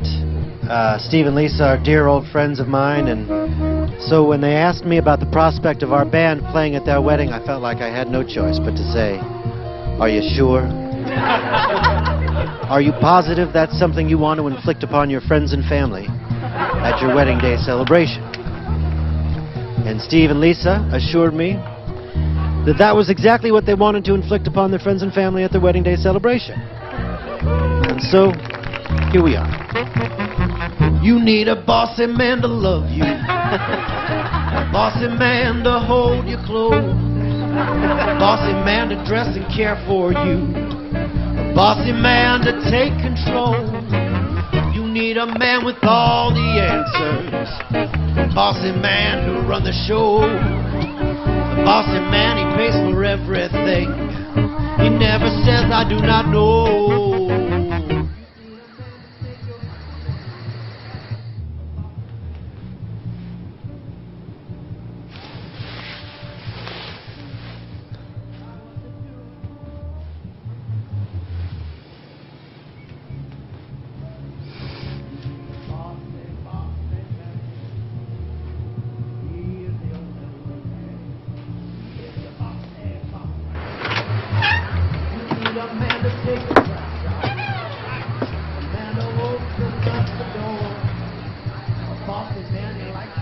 Okay. I know what you're going to ask. I can already tell. Yeah. What's the deal with the women? Bring it on. For women, it's even more astonishing. Before one of these quantum moments, the number one value is family. And it's not surprising because women are kind of raised in our society, in our culture, to be a good mother, to be a good daughter, to support your family, to take care of your children and so on. The second one, which may surprise you, was a sense of independence, of feeling as if I would like to feel independent. Women are very conflicted. Yeah, makes sense. The third was career. Now, very often, women never even felt that they had a right to go for a career because they were obligated to be taking care of their family. And this is not a put-down of that at all. What we're saying here is that there's something more. The fourth quality for women was fitting in, having to be like everybody else and so on. Yeah. And then finally, attractiveness. And this became not just like it's nice to look nice, but My whole values are, and how do I look, and where do we get this? You know what? That is so scary when you break it down like that, because where is it that we learn as women we're supposed to be pleasing everybody else all the time? Well, go on the newsstand. You know, all you see are magazines with pictures of girls with waists this big and, you know, with implants, lots of emphasis on makeup, having the right labels, carrying the right bags, and so on. So these became the top qualities or characteristics or values for women before one of these shifts. Well, I hope the after list is better. Their values shift dramatically. The number one value for women after having this experience is right here, is my own personal growth. Now remember, before it was like taking care of everybody else, doing the right thing, fitting in, and now it's all of a sudden, how am I growing as a human being? How do I feel about myself? The second is a sense of self-esteem. Am I worth anything? How do I feel about myself? Am I a valuable human being? The third one is spirituality. My sense of my connectedness to something bigger and greater than myself. And then happiness. Again, this wasn't even on the list. It was almost at the bottom of the list before. How often have women been raised to believe that their happiness isn't an important thing, that doing what they are supposed to do rather than feeling, you know, a sense of, I'm entitled to be happy. And then a very interesting one, it's called forgiveness. This became very important in their lives. Forgiveness. That's good, because then you can forgive all those people that gave you bad information about what you're supposed to be doing. Yeah, there's a whole lot of resentment that begins to take place in people. It's what so many people just go along with. Oh, right. Joe, this is great. Hey, you're the best. Thank you so much. Yeah, this is great. We should be filming this. Thank you very much. Good night, guys. You guys did so well in the hike today. Good night. Can I have a glass of water? Of course you can.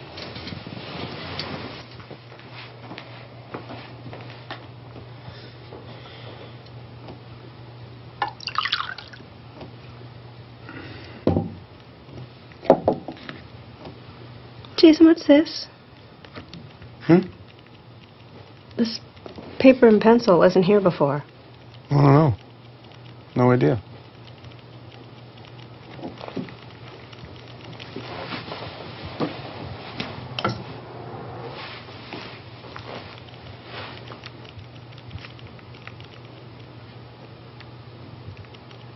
Hey, Jason? I think I'm going to take a shower. Okay.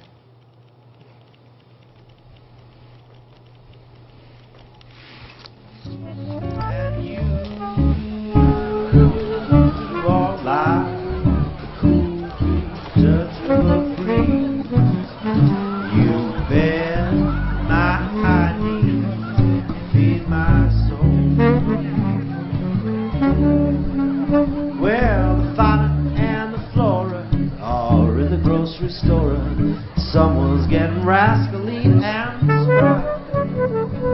Fauna says to Flora, I really do adore ya. Flora says, I know, tell me why. You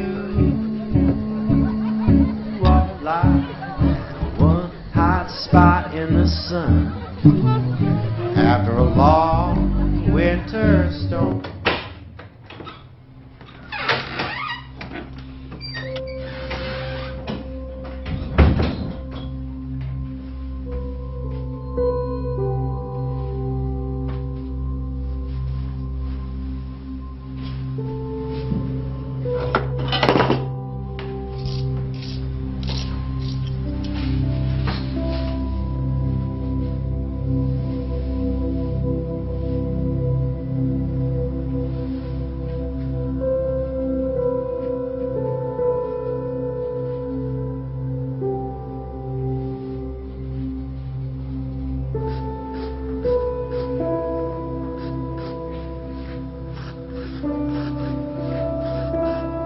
I don't know, would you guys like to hear, I think maybe the only true miracle that ever happened to me in my life. A real miracle? Yeah, it was an authentic miracle for me. It was a healing that took place that I still can't explain. So it was in the year 2000, and I had taken a group of 25 people on a spiritual tour to Assisi. I've made several visits there. In fact, I wrote an entire book called There's a Spiritual Solution to Every Problem, based upon the prayer of St. Francis. And I lectured for a couple of hours about it, and we all had visited the places where St. Francis had lived and performed so many of his miracles. The next day, we were going to take a tour to a place called San Damiano, where St. Clare, who was the first female to ever become a part of the Franciscans, lived. And on the third floor there was the bedroom, exactly as it was in the 13th century. There was a young man on that trip. He was 21 years old. His name was John. He was from Pennsylvania. He had cerebral palsy, and he had 2 very heavy braces on each one of his legs. We were going to go up to the 3rd floor. Now, this was a winding staircase to get up to the 3rd level where St. Clare's bedroom was. Now, John, in order to be able to go up the steps, he would have to move his leg out like this, you can imagine, and then he would go up the step, and then he'd bring the other one down, and then he'd go up the next step, and he would bring it back because his legs were stiff. But as we started to get into the very narrow part of the staircase, he couldn't, his legs wouldn't go out. He could only go this far, so he couldn't go up. And you can imagine he couldn't go down. It was impossible for him to go down. So there he was stuck. I was ahead of him. And he stopped me and he said, "Wayne, I'm in trouble. I can't go up another step because I can't get my leg out to the side. There's no room and I can't go back down. What are we going to do?" And there was a whole row of people behind waiting to go up this very narrow staircase. So you have the picture? Old people don't whisper, 'cause old people can't hear. We'll just talk louder and louder, year after year. Stop looking at me funny, get over here, and I'll whisper. Do you want to wine? Oh, no. No, yes. Old will grow stronger. Old backs grow stiff. Old feet grow wider and longer. Old dreamers drift. I'm drifting over your way.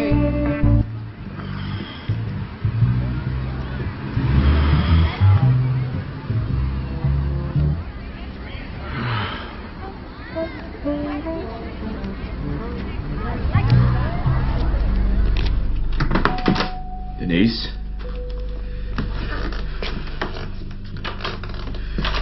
Denise?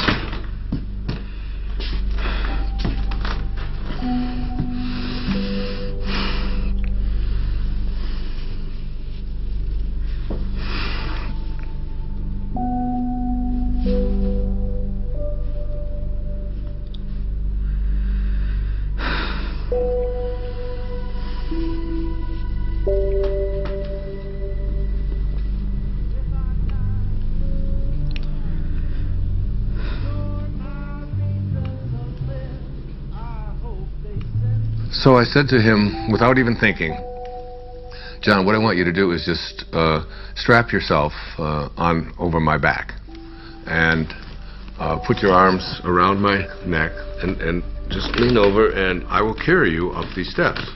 Now, what I haven't told you is that before we went on this trip, I had done some major damage to this right knee of mine, to a point where I had it examined by several orthopedic physicians, and I was told that there would come a time soon when I would have to have this knee replaced because it was down to bone on bone. So as he got on my back, and now we're talking about 240 pounds or so, he went, I went about 3 steps, and I realized that my knee was about to collapse, and I was going to go straight down. And I had a quick vision of what the newspapers and the CC Daily News were going to say the next morning. Spiritual teacher collapses, bottom of the stairs, 40 people dead. You know, it was like, and so as my knee started to go down, at that moment, I saw a vision of St. Francis. I had a vision of what he would look like, and he didn't say a word. It was very, very quick, and he just went like this with his hands. In other words, stand up. And suddenly, and I had the fragrance of roses was in there, the same fragrance that I had, remember in the story I told you? In that quantum moment when I had that, the same kind of thing. And I stood up, and I started walking up the steps with him, and my knee just suddenly righted itself. It was fine. Not only did it right itself, but I suddenly had like a burst of energy like I've never had before. And I started walking faster with him on my back. Then I started running. And I ran up all of the stairs. My wife was waiting at the top, and she said, "What happened to you, and what are you doing? And everybody else is out of breath." And I said, I had a miracle. I just don't know what happened. And I realized that my knee didn't hurt anymore at all, and I wasn't limping, and I had no pain in it at all. By the way, I've never had any surgery, nothing ever done to this knee. It was a healing that had taken place in that moment.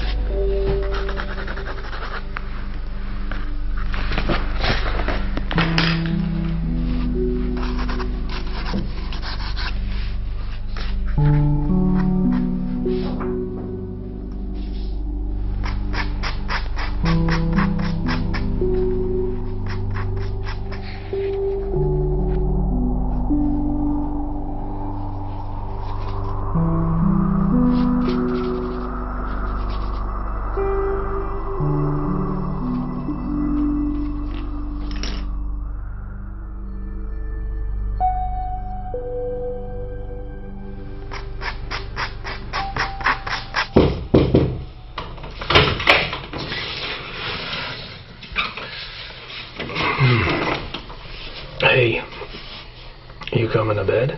Yeah, I'll be there in a minute. What you been doing? Oh. I thought you were gonna take a shower. I did. And your clothes? I was going to, and then I got distracted. Huh. What you been doing? Nothing. Are you alright? What do you mean? Well, you just seemed a little checked out today. Just wondering if anything was wrong, or... No, I'm fine. Don't worry. I'm a little worried. No. Can I look? Jason, no. Quinn, I just want to look at him. Jason. I love what you do. I just wanted to look.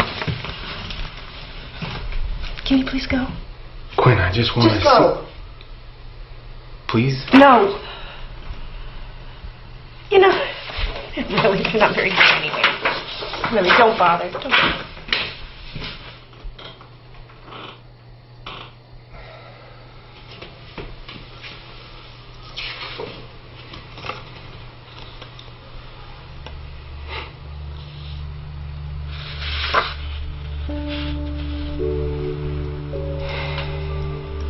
Later on, I started to talk about this miracle, but the thing that I did was, when people would ask me, why do you think it happened to you? I would always say, well, why not? I mean, I'm Wayne Dyer, after all. And I've written an entire book about him, and he's... I deserve a miracle. Yeah, and it was like, and I really believed that it was like a special sort of thing that came to me. That's what happens, you know, when you get your ego involved in it. And what happened in that moment is that I totally forgot my ego. It wasn't that I'm so grand and so spiritual or that I'm so special.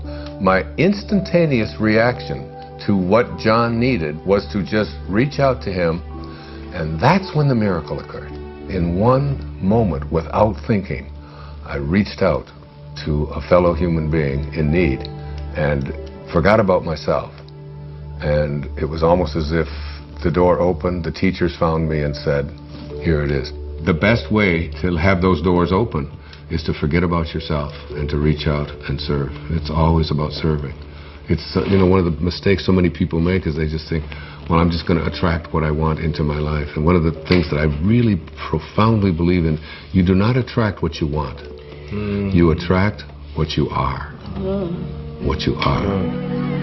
I would have been too shy. I'm such such an earnest guy, I would have no further things to say. We ran in such different circles, my baby, diagrammed different lines. Now we gaze at the moon out the window. Denise, come here. Sorry, I'm No, so sorry. no, no. I should never have said Hey, this. hey, hey, look at me. Look at me. It's okay. No, it's not okay. It's not okay. Everything's going to No, be okay. I Everything's didn't. going to be fine. No, you didn't do anything. I knew you felt it. I did this. I did this more than you. Listen to me. I'm sorry. I love you. I love you so much. Then the stars You're going to be okay. must have been our time. We found true love while staying at home.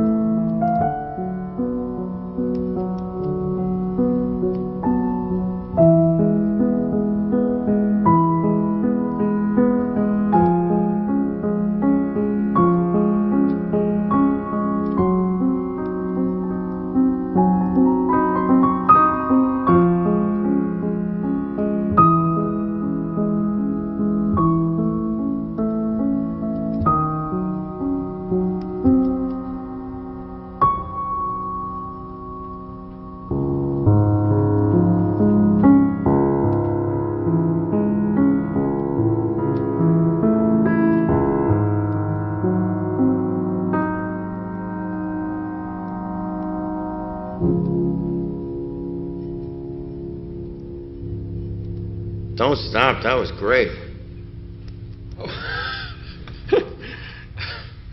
Thank you. What brings you out so late? Or I should say so early. Just couldn't sleep. You having trouble with the filming? No, that's fine. Filming's easy. It's my business I can't handle. Hey, do you know chopsticks? I used to. Ha! Makes me think of being a kid. When I was idealistic. Back when I thought I'd make a name for myself. Oh, hey, don't say that. You have a name. More like a household name. More like Scorsese or Tarantino. Well, hang in there. Anything can happen. Why does it have to be so hard? One minute I have the funding to make my movie. The next I don't. Can't get the money without the talent. Can't get the talent without the money. And then they pulled it all out from under me. I don't own it anymore. Seriously thinking career change. That's a good sign. What is? You're giving up. That's good. How do you figure? You can't force these things. Right. And again with the magic thing. What's the matter? What's that? You know, I don't know why I'm telling this to the janitor or whatever you are. I do a lot of things around here. Believe me. play a damn good piano, though. You should think about doing that full time. Well, for a while I thought I would. Yeah, what happened? Well, I started playing when I was very young. I was a natural. And then I got older and I became more aware of people watching me play. And then I started to play more for them than for myself. And then I got very scared that I would disappoint them. So I did. Did what? I disappointed everybody. I would be very clever. I'd go to a recital and I would just play a couple wrong notes on purpose as a test to see if they would still love me the same way. And basically they didn't. It was a long time before I touched the piano, which is it's crazy when I think of how much I enjoy playing. Yeah, I was just thinking that. This would sit for years. I wouldn't touch it. I wouldn't even notice it. But you're a piano player. I don't get it. You don't get that? How could you ignore what's right in front of you? Busy doing other things. You should understand it. What? Wait, Yeah. hold that thought. You hear that? I don't hear anything. Listen. Listen.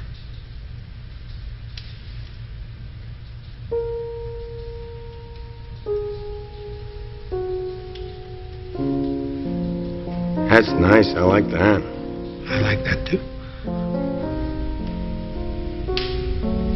You making that up?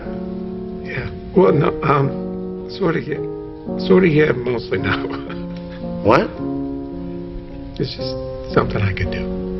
Make music, you mean? No, I can't. And you're a good faker. Yes, I'm just listening. Listening. I listen. And then I just play what I hear. I'm not making it up at all. It makes itself up. Makes itself. Exactly. I just play. Sometimes all you gotta do is just show up, pay attention, and music happens. Your music happens.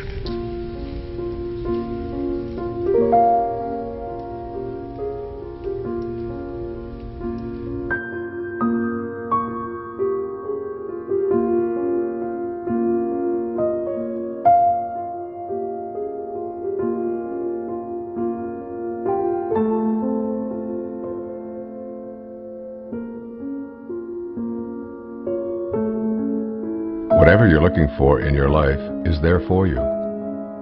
It will show up where and when it's needed. It's always in your mind.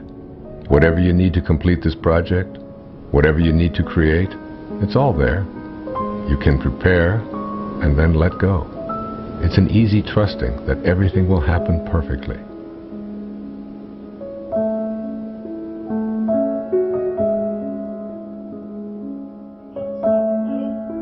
Bend forward to the lower spine. Bend your knees. Place your hands on the floor. Move your hips up and down. Right, left, right, left, right, left, right, left. Get your You lower know what? spine. I can't shoot it from here. No? No, there's tint.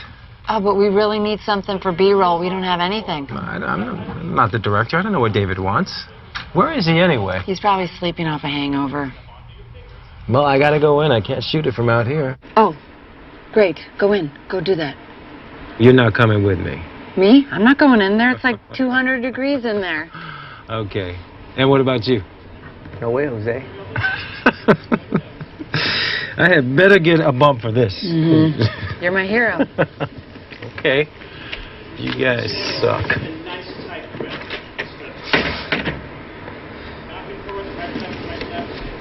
Hey, good morning.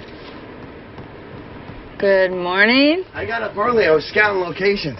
What? I found the most amazing spot overlooking the ocean. For what? For this? Yeah, for this. Really?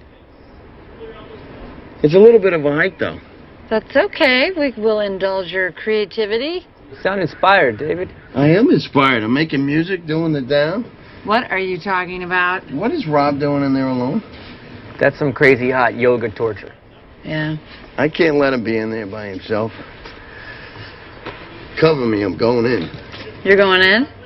Pick up your right foot in front of you. He's going in. I can't believe it.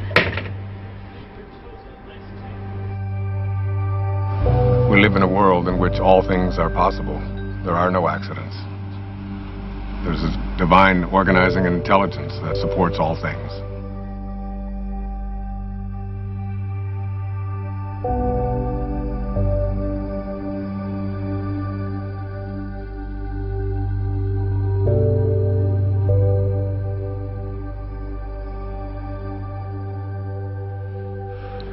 I think you have to get to the place where you're no longer focused just on yourself. And the things that you really want for yourself, you begin to say, how can I want them more for someone else than I want them for me? And that's God realization.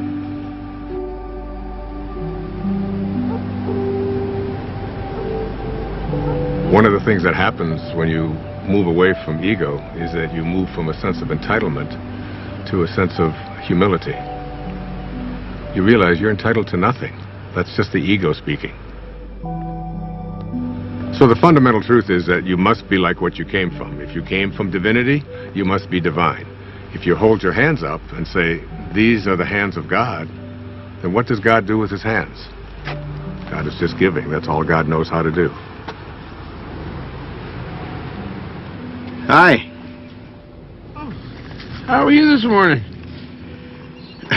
Better than yesterday. That's a good way to be. Not better than anybody else, just better than you used to be. Hey, I was wondering, is there a place around here where I could actually buy some flowers? I wanted to bring some back for my wife.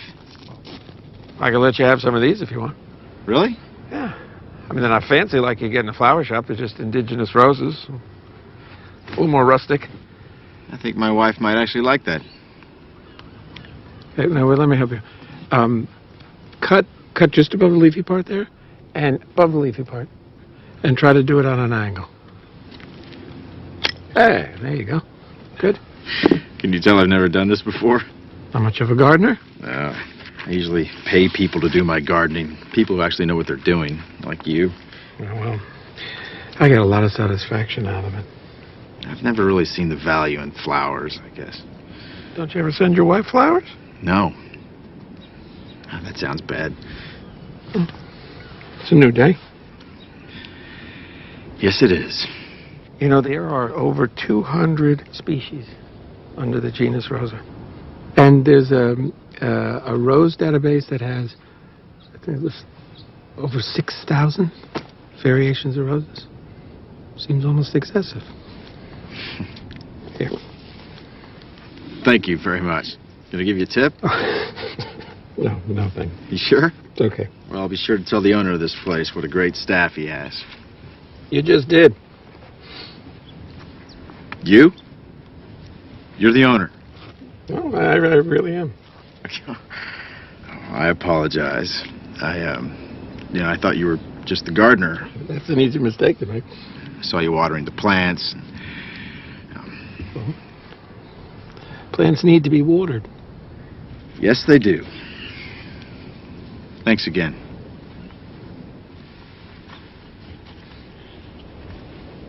Can I ask you a favor? Yeah, sure. I'm here for a board meeting. Yeah, I know. You were at the House of Promise, right? Yes, and I've got to give this to the executive director, but I don't know what room she's in. Oh, I can find it. Well, actually, could you give it to her for me? Yeah, sure. Is it important? No, it's just some papers. Okay, yeah. And if you could give it to her this afternoon, after I've left. Yeah, I can do that. Appreciate it.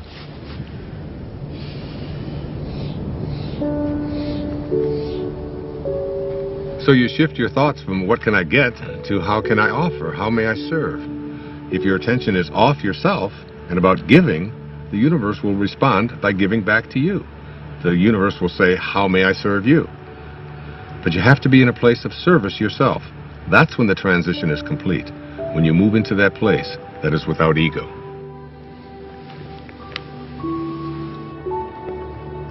Hey there. Hi. Missed you yesterday. Had a great game. Yeah, got stuck in town. Yeah, I understand. Things come up. Yes, they do.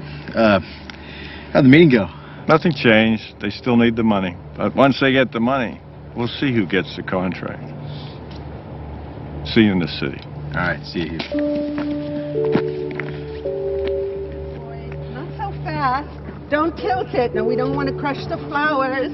That's very good.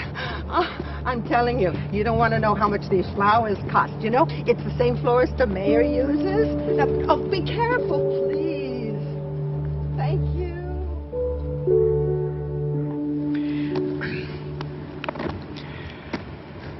How about the name Rose if it's a girl?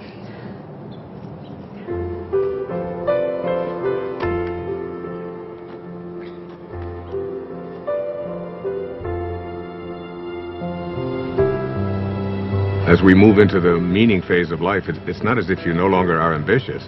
It's that you have ambition with meaning. You're ambitious about other things. So now your ambition is transformed into purpose, and you have to learn to become the observer and to step back. You begin to live in process, trusting where your source is taking you. You begin to detach from the outcome.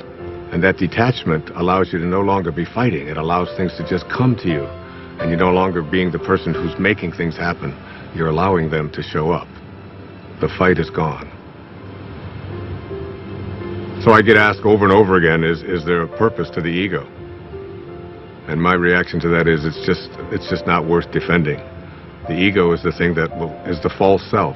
And when you're defending it, you're defending an illusion. You're defending something that really isn't who you are.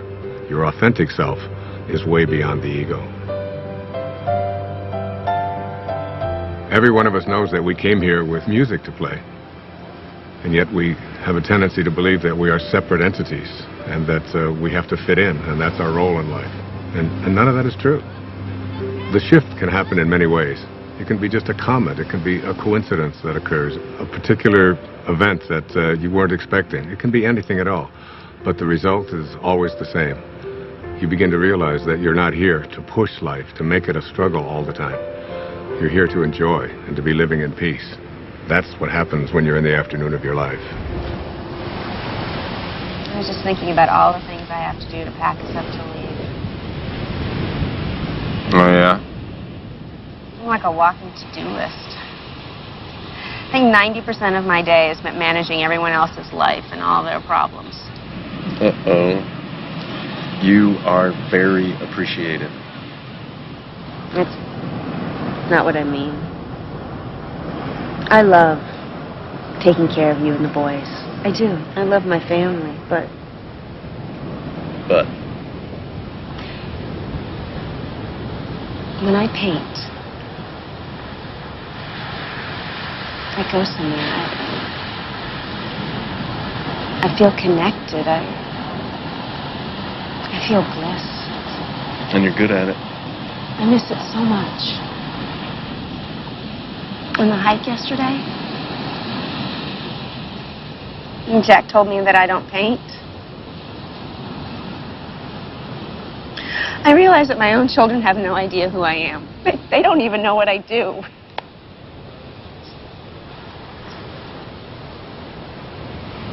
So do it. Really? Yes, absolutely. Thank you. I want to stay here. What? Just for a week. Right now, just this next week. What, you think I'm going to leave you here all alone? Jason, every cell in my body wants to stay here just a little bit longer. I'm hearing you, but I have no idea what you're saying. I need to reorient myself. I need to find my way back, and I need solitude to do it. When you're a mother of two small children, you don't get solitude. Jason, you have to know I love you. And I love the kids, and I am still us, but I am more than this.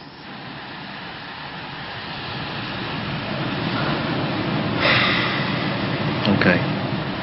There's just one problem. See, I don't know how to do what you do. You'll be great. It's just for a week. You'll survive. And then we go back to normal. I don't know about that. Oh, you're good at this. Oh, that's not fair. You know what you're going to get good at? What? Laundry. I see lots of laundry in your future. That's great. That's great.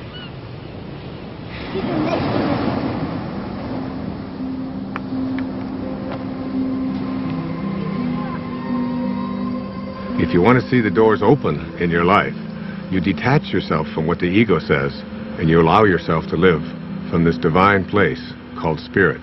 And what Lao Tzu called the virtues, he said there are 4 of them. The first of these is reverence for all of life, which is respect. The second is sincerity, which is really nothing more than just honesty. The third is gentleness, which manifests itself as kindness in our life.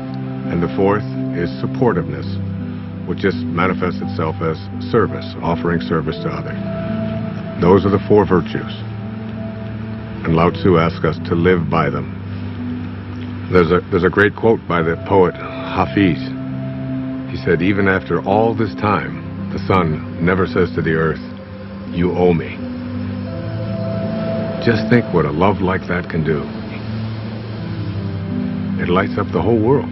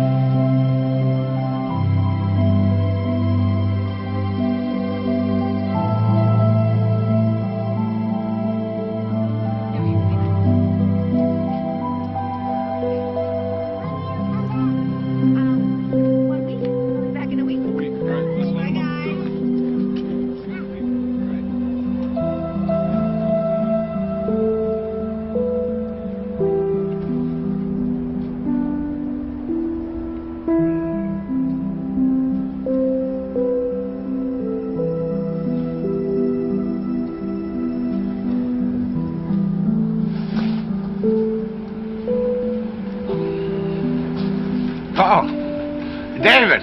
Hey. Hi. How you doing? So did you get everything you need? I think I got even more than that. Really? I'm actually inspired. I was looking at some of the footage. I'd love to do something with these interviews, something creative. Like what? Well, this place.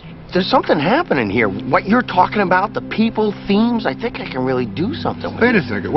I thought you were just a technician on this shoot. Isn't that what I heard you say before? I guess not. I think I'm getting it. Well, you know, David, the point is we're all going to get it.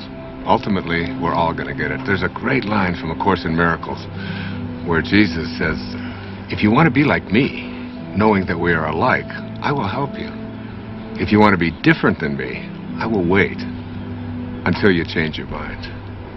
And you will change your mind. And really, isn't it the ultimate thing is, why should we have to die in order to get it? We ought to be able to get it while we're here. It's been a pleasure. Thank you, my friend. God bless you.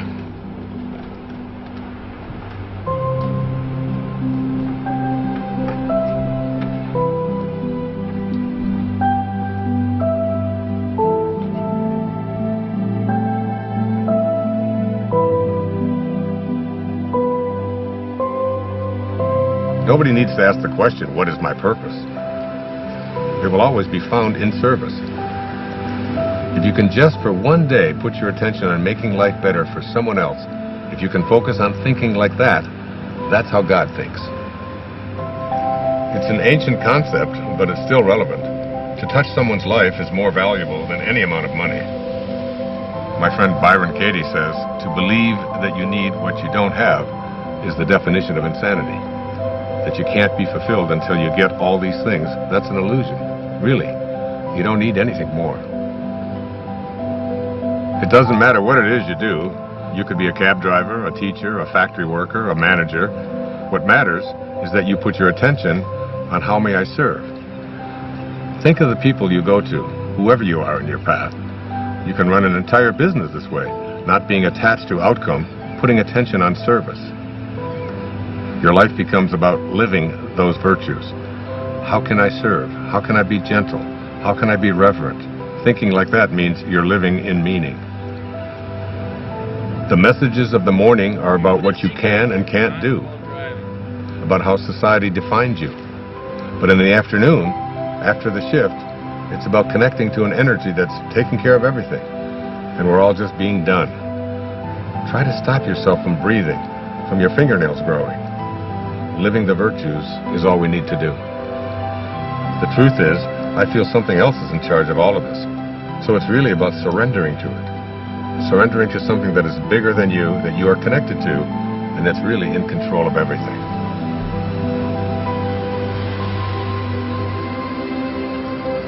There's a place deep within us that wants to feel fulfilled. That wants to know that my life has made a difference. That I've left this place, this planet that I've lived on, better than when I arrived. That someone's life has been profoundly touched because of my existence. We all want that. It's not about age or about finding yourself. Whoever you are, at whatever age, you're only a thought away from changing your life.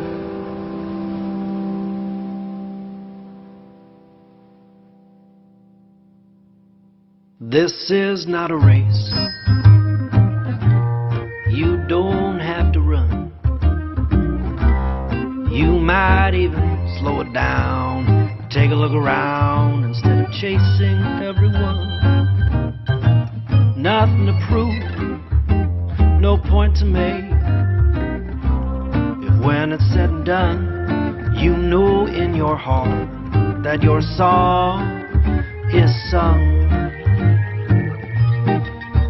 Don't go with your song still inside you. Let it guide you every day. We all know that it's good to be humble, but don't mumble your life away. You could lose it all. You would still feel like you'd won. You might fall out of the sky, learn to fly just by reaching for the sun. No need to fret, but by regret. If when it's said and done, you know in your heart that your song is sung. Don't go with your song still inside you. Let it guide you every day. We all know that it's good to be humble, but don't grumble your life away. A little teamwork now. La la la la la. La la la la la. Low la low la low. Low la low la low. La la la la la la la. La la la la la la la. Low la low low low low. Low low low low low. Rubber da scrub. Hobba de hobba do. Hooba da hooba de ha. Hooba de ho. Don't go with your song still inside you. Let it guide you every day. We all know that it's good to be humble, but don't fumble. Don't grumble. Don't mumble your life away.